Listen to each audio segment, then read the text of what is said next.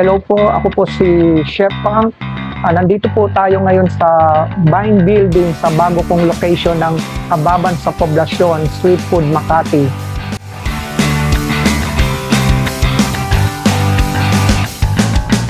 Bali, ang mga ino-offer ko po dito na food, especially yung habab na nagmula sa Lucban, Quezon. Tapos may mga customized food ako. Basta mag-message lang kayo sa akin. Bibigyan ko kayo ng mga menu, then ayun, iluluto ko para sa inyo kung ano man yung magustuhan nyo. Pero ang specialty talaga rito, yung habab. May offer ko dito, pag pumunta kayo dito, yung relax kayo, yung feel at home kayo. Dito nga, pag pumunta kayo, dito yung makakita kayo ng papasok kayo sa kitchenette na kukuha kayo ng drinks sa rep ko na without my permission. Basta kuha kayo, bahala na kayo, bayaran nyo mamaya. Kasi ang gusto kong mangyari talaga dito sa kitchenette na ito, honesty store. Yung tipong kumain ka dyan, bayaran mo mamaya. Ngayon, kung hindi ka honest, di mo binayaran, bahala ka, karma mo na yon. Nangyayari dito yon eh.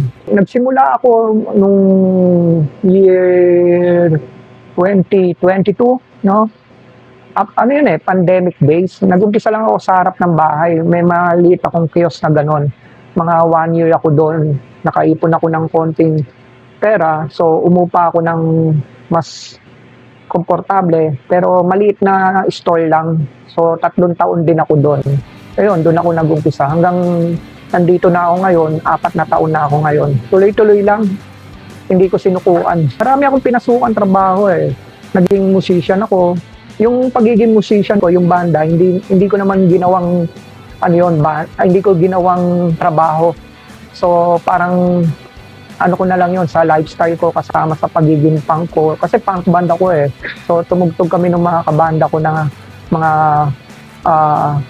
punk music para sa lifestyle namin. Medyo may pagka-politika rin, ganon. Pero hindi namin ginawang banda yon. So marami ako naging trabaho. Yung sa pagiging kusinero ko, nag-aaral ako sa kolehiyo ng HRM noon. So, kaya ngayon, nagamit ko siya ngayon.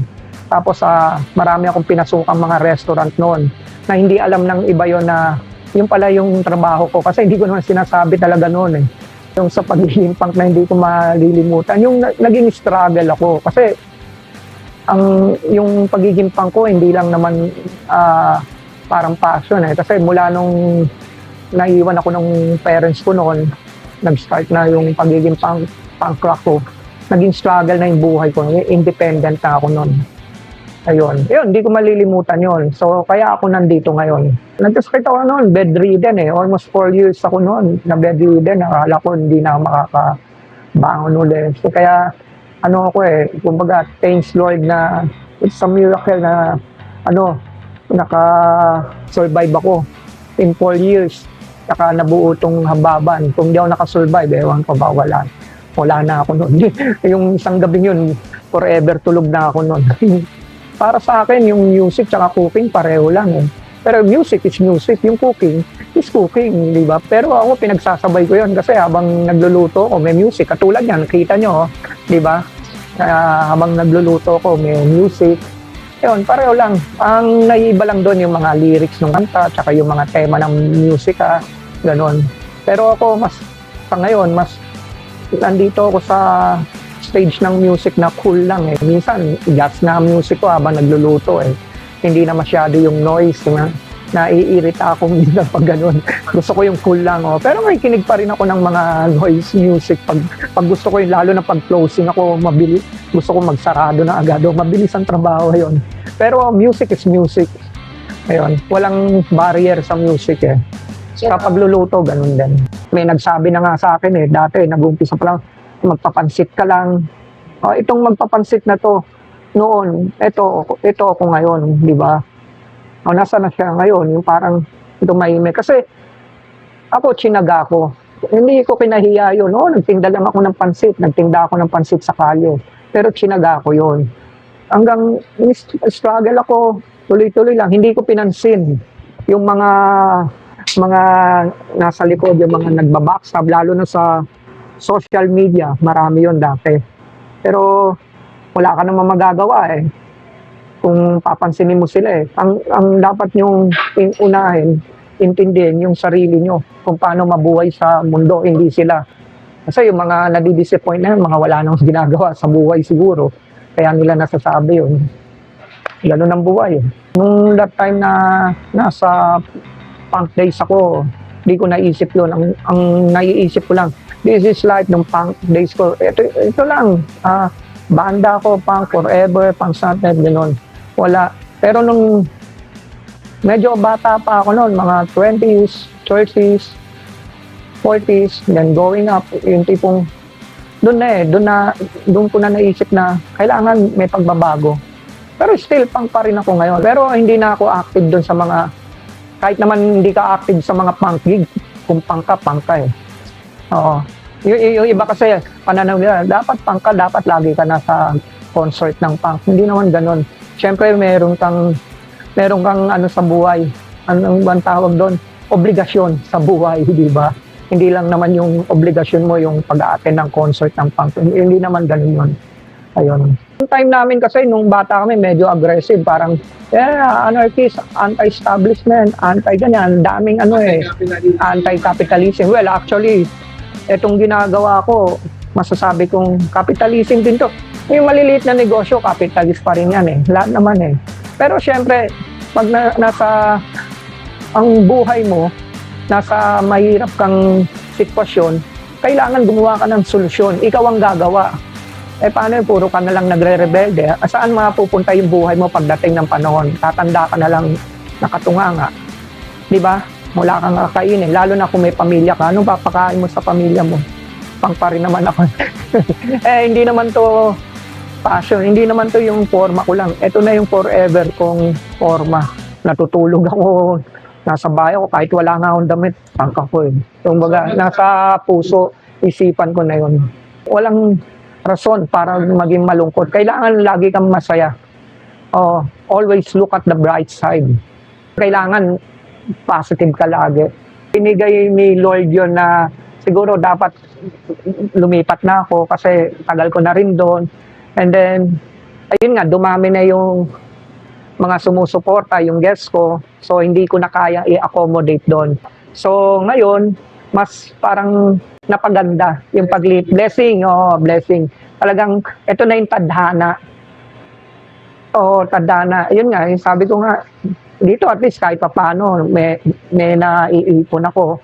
Dun sa dati, dahil maliit nga, lahat puro bayad utang, sa loans, sa rent, puro ganun lang. Pero, namimiss ko yun. Kasi halos doon ako nag-umpisa eh. Bukod doon sa maliit ko, namimiss ko yun kasi maganda yun eh. Nasa street yun, kitang-kita ka ng tao eh. Nasa labas siya pag nakita nyo, ganda. Inaayos ko rin yung maliit lang yun, pero ang ganda Ayun, namimiss ko yun. Matagal ako doon eh. Almost 3 years. Well, actually, ang dami pumupunta doon, dami sumusuporta. Mga Pinoy artists, tsaka mga foreign artists. Sa loob ng 3 years, wala halos akong naipon doon eh. Lahat pambayad lang doon sa upa. Wala. Oo. Ngayon, dumating yung time na kinausap na nga ako ng landlord, nag-usap na kami, i-renovate daw yung bahay nila. Para daw yung bahay, re-renovate. So, kailangan ko na mag-move out. Pero wala akong plan umalis kasi wala naman akong lilipatan. So, ayun na rin yung pinagkakakitaan ko. Medyo worried din ako. So, sabi ko, saan na ako lilipat? So, habang naghahanap ako ng venue, nahirapan ako. Ayun. So, bali, yun na yung pinaka-rason na magre-renovate sila. Tapos, after a week, nakita ko, may kainan palang iba. Hindi ni-renovate yung place. So, okay lang sa akin.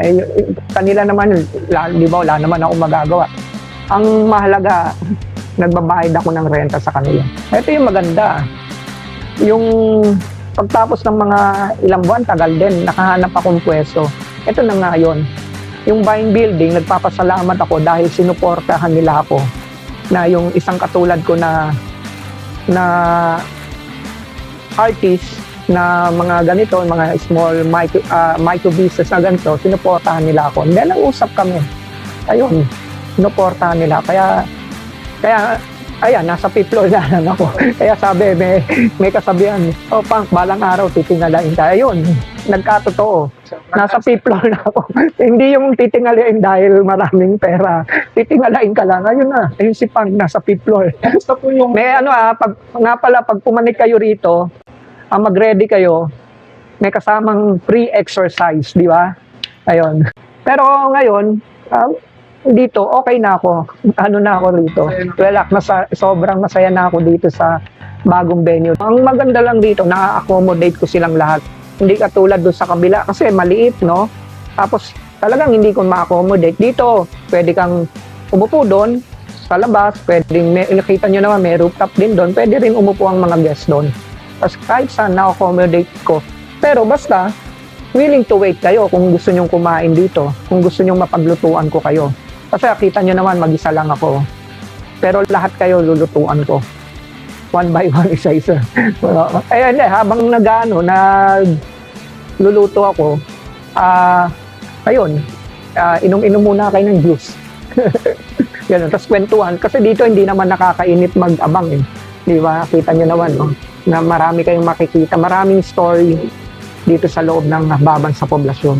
Ibang gimmick na gaganap dito. Minsan may art fest tayo rito, minsan may tugtugan, minsan may mga exhibit ng kung ano-ano.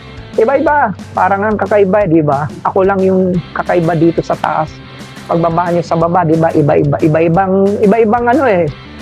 Ganap, parang iba-ibang kultura ang ano rito, ang galing. Doon sa mga gusto mag-propose, punta lang kayo rito. Tulungan ko kayo, suportahan ko kayo, basta arts, music, open tayo dyan. Huwag lang drugs, huwag lang drugs. Bawal dito yan. Iniimbitahan ko po kayo dito sa bago nating venue sa Bind Building. Nandito po ako sa 5th floor. Dito po ito sa Poblacion, Don Pedro Street, corner Alfonso Street. Hababan sa Poblacion. Yan, nabubulol-bulol ako kasi pangka eh. Hababan na. Ayan, Bind Building